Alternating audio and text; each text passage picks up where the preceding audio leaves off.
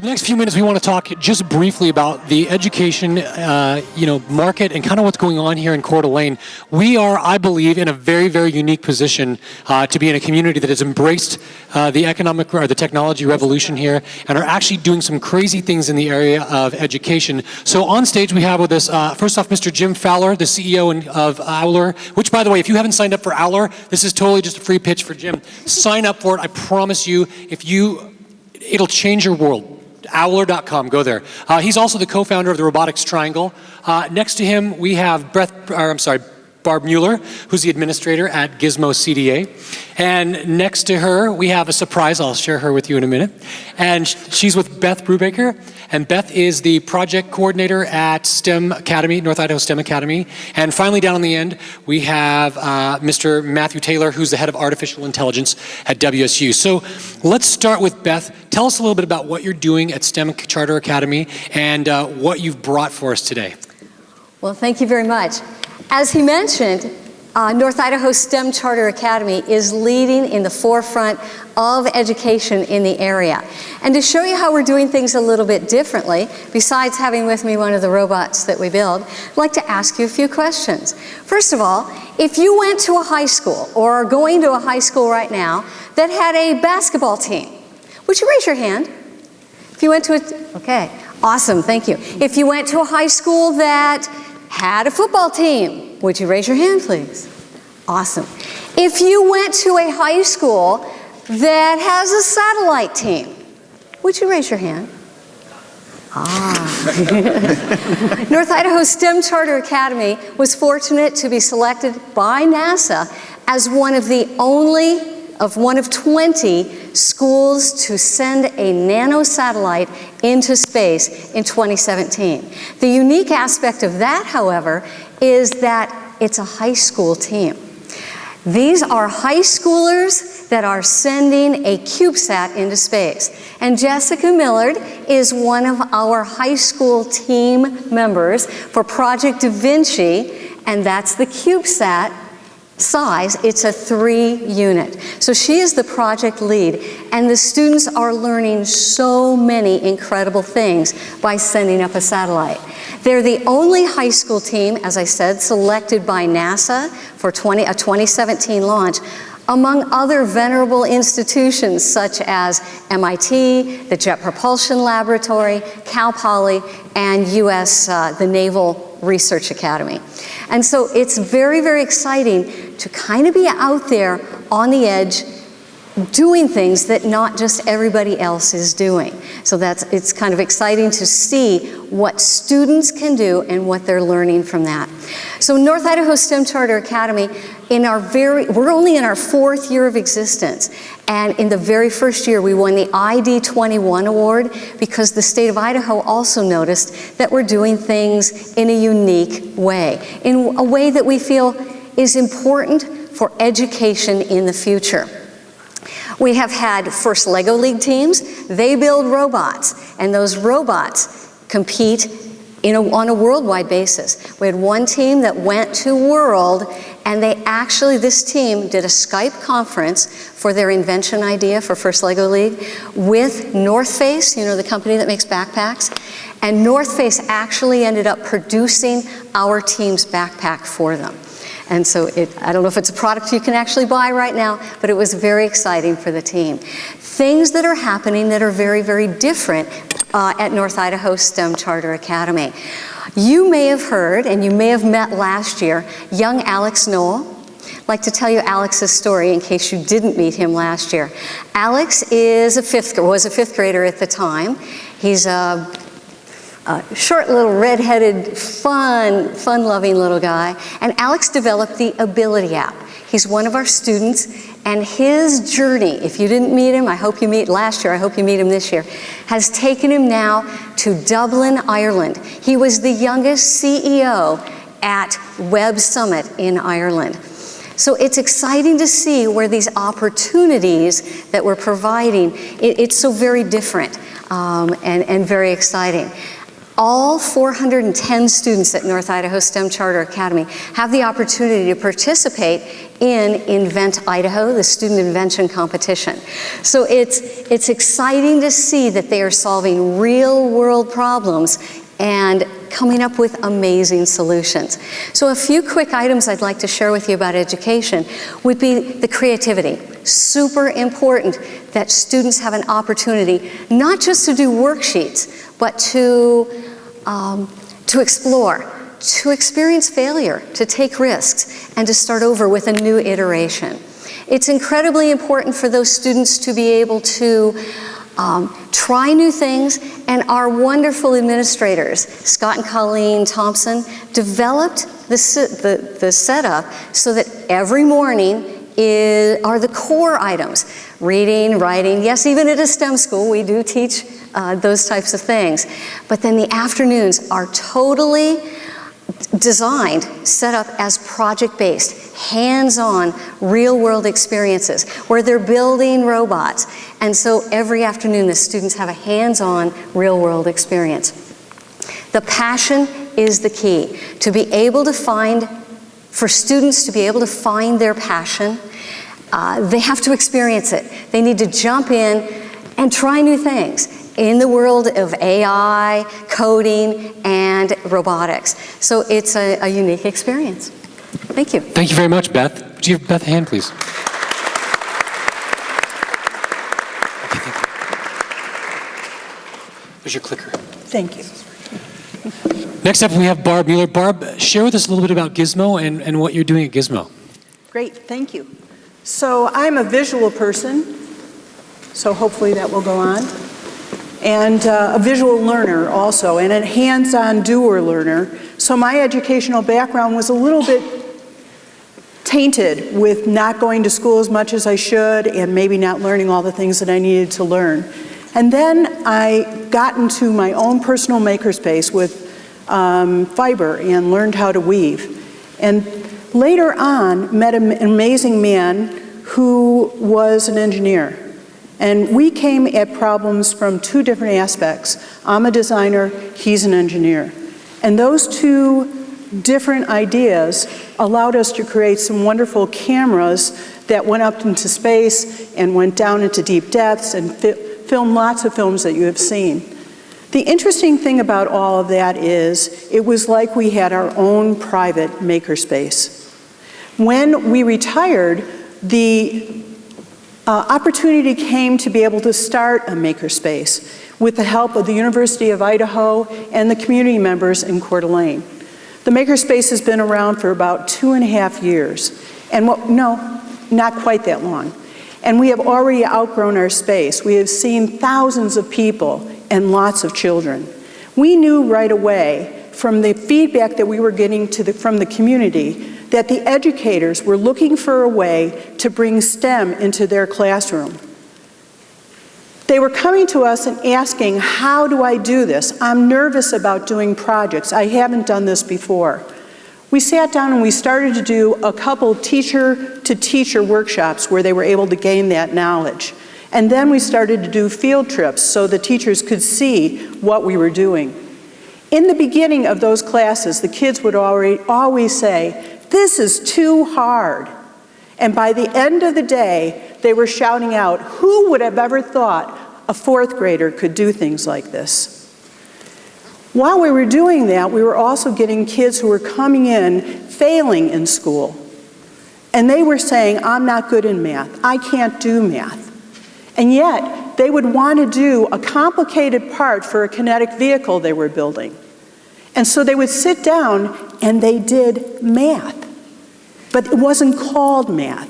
And they would cut that part, and their fellow companions in their kinetic vehicles would say, "You are really good in math."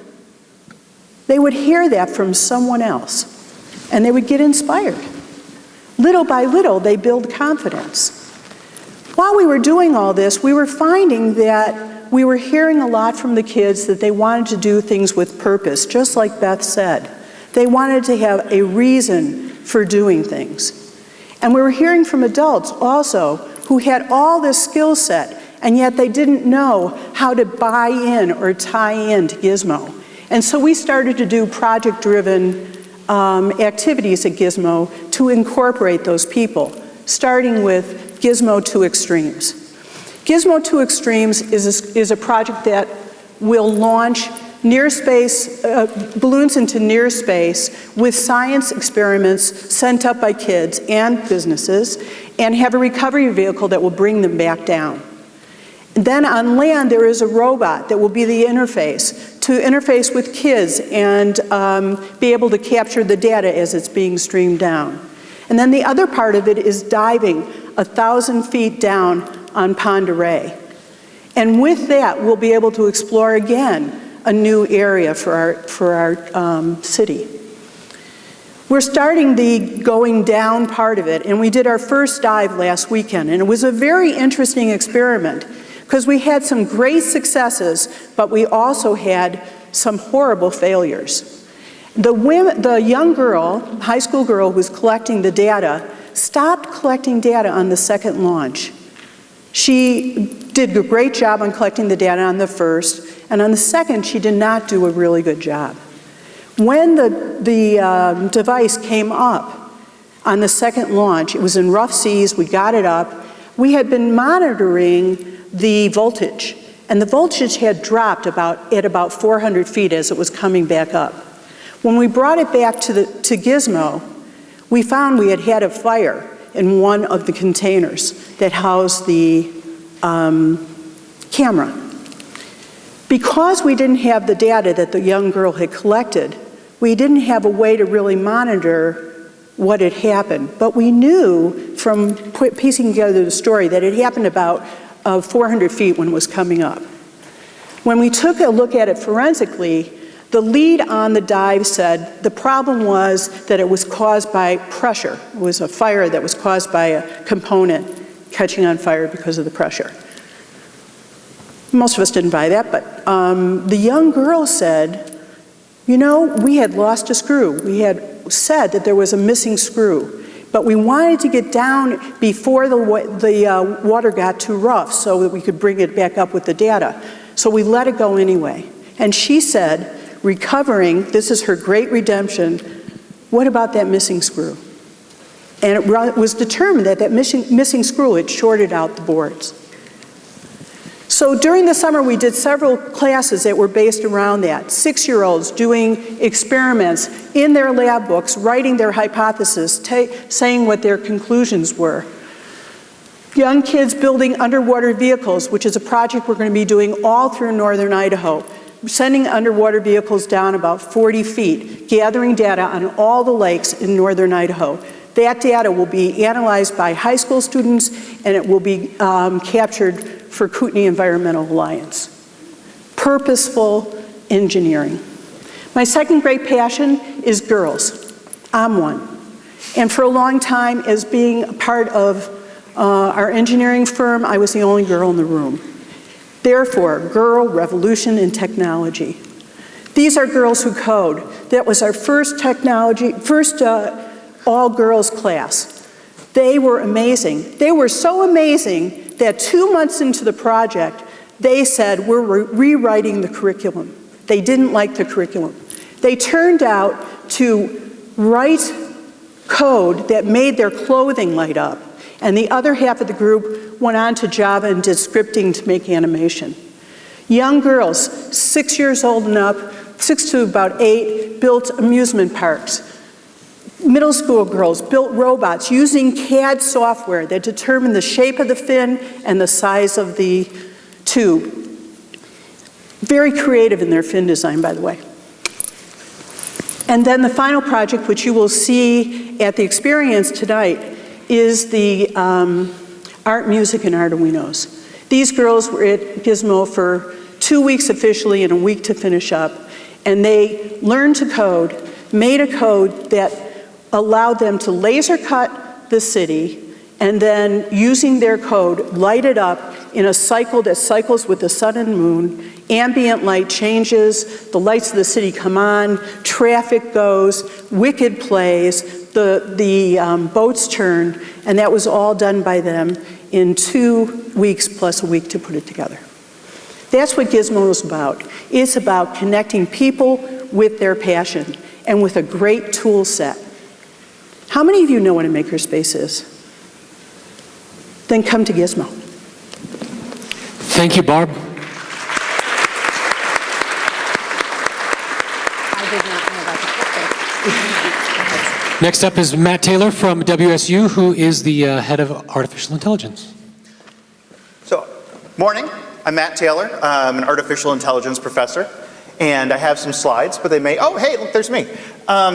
So I've been down at WSU for a little over 3 years. I run the Intelligent Robot Learning Laboratory, and we do lots of cool research. We build drones. We have robots for agriculture. We look at some of the things that make people scared of drones, some of the things that make people scared of robots, how people want to interact with robots, and how people want to teach robots, or how maybe one robot could teach another.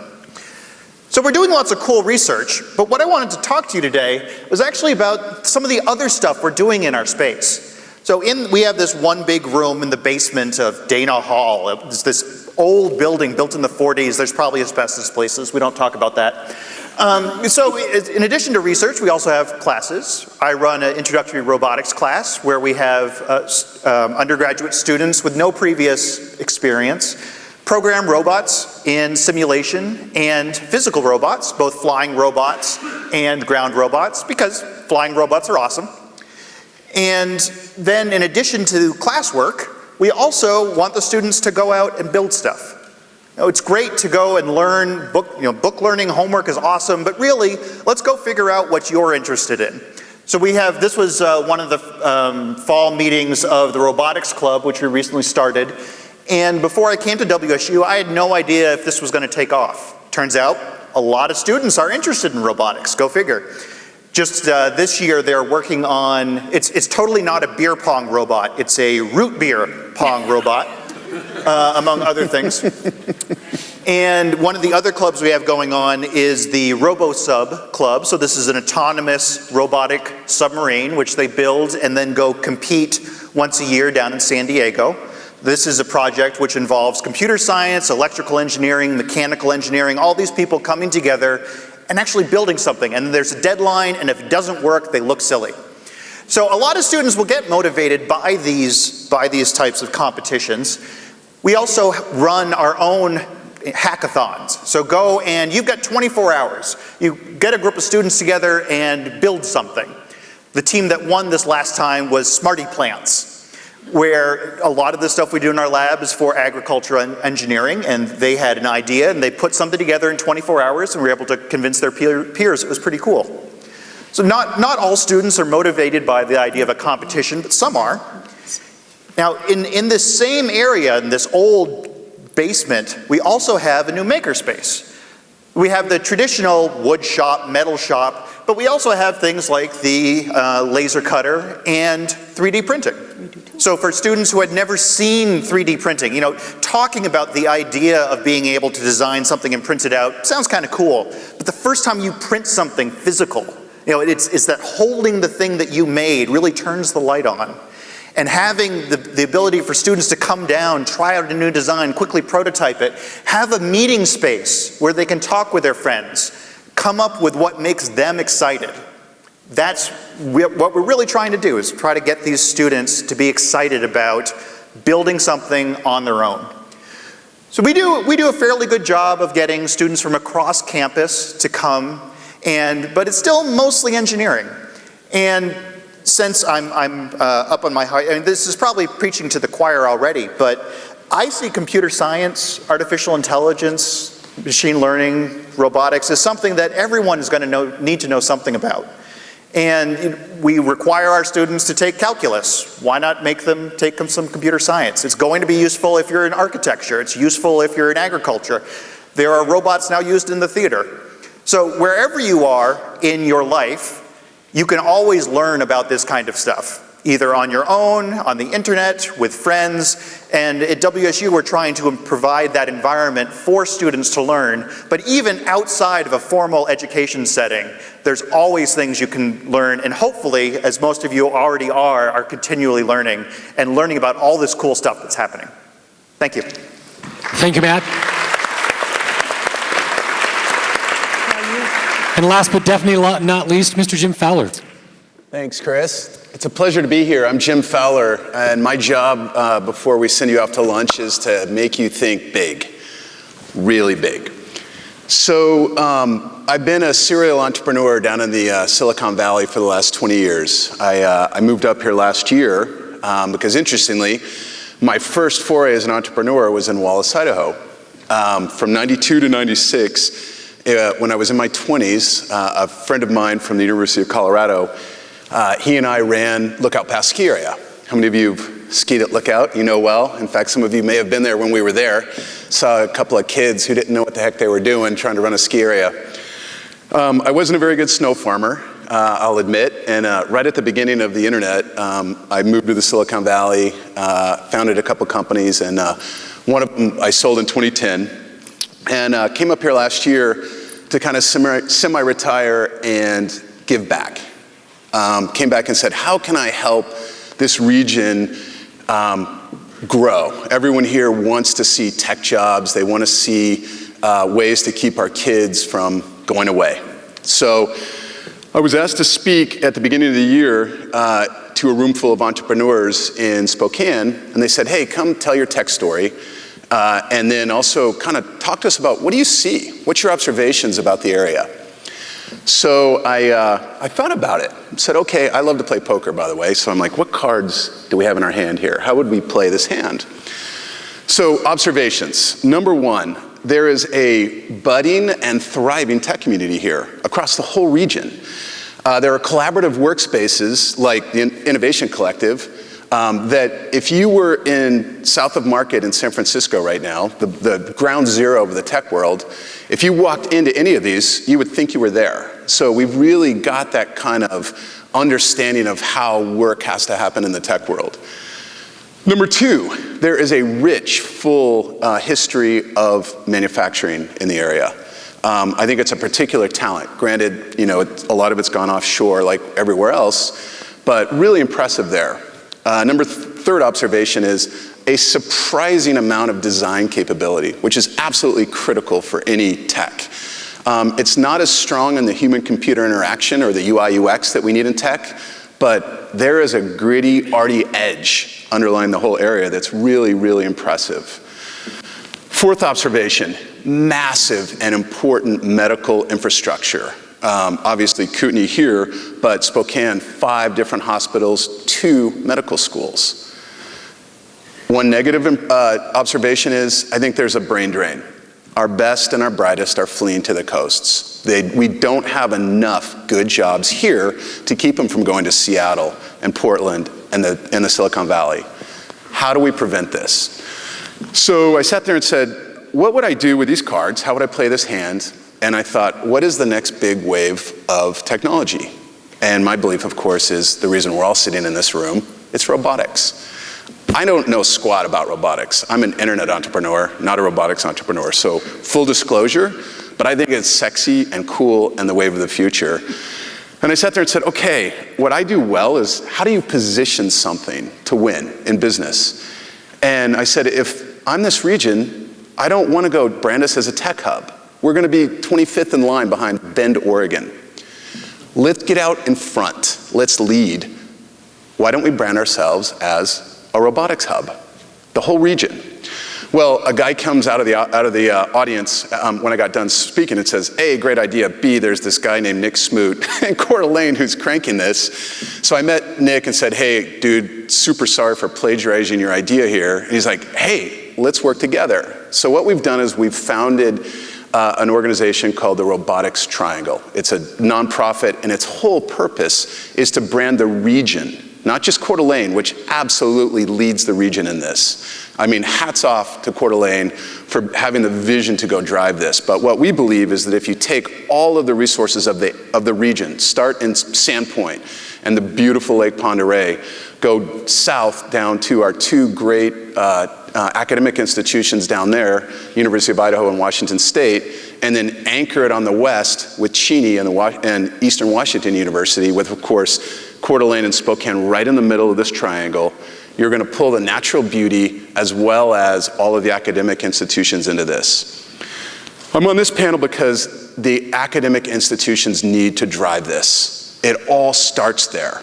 So this is a challenge to everyone who has any voice in this. We all need to go to all of our universities. And we've already seen what we do in the primary and high school level education here. The ladies up on this stage, as well as we know that they're being very, very specific at certain universities, but let's get really specific about robotics majors. Matt, I know that you're pushing that, but literally be the first to really push this as a pure major. And it's not just about the technical side. There's product design, there's manufacturing, it's using all of our strengths. So that's number one, in my opinion, is what we've got to do.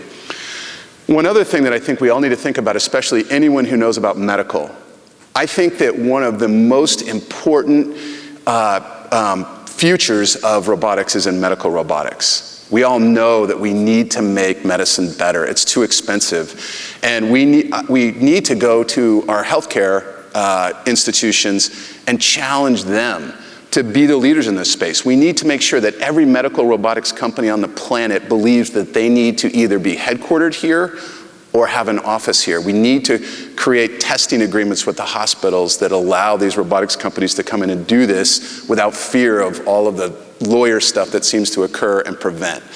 It's going to take all of us working together to make this happen. Nick and I are really, really enjoying getting to push this, but really all it is a positioning umbrella.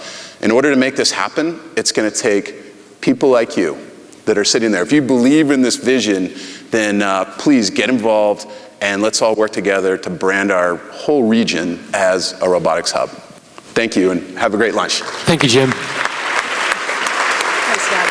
Thanks. I just want to put an exclamation point on this. My children grew up in Seattle. I have 3 children. They all grew up in Seattle. And when you're involved in an area like this that is so ingrained in this, you think this happens everywhere. It doesn't. My daughter was a junior in college before she was ever encouraged to code. That would never happen in Coeur d'Alene. So I want to encourage you to do 2 things. 1, do not sit on your haunches. It will fall apart and it'll go by the wayside unless we as citizens of this community stand up and say, this is awesome. I mean, if this was happening in Seattle, it would be making national news. But because it's happening in Coeur d'Alene, nobody knows anything about it. So let's start telling everybody about it. Let's start telling everybody about it, and let's start demanding more, because this is the very beginning of what this region could become, and that is why we believe so strongly in what we're doing at the Innovation Collective, and why we do things like Think Big Festival, and why we bring people like these wonderful men and women up on stage and say, here's what we're doing here, because we have the power to actually make this go from here to there, and think even bigger than Coeur d'Alene, but change this on a national level. So thank you guys so much. Thank you guys very much. Nick, I'm going to turn it back over to you, and appreciate it.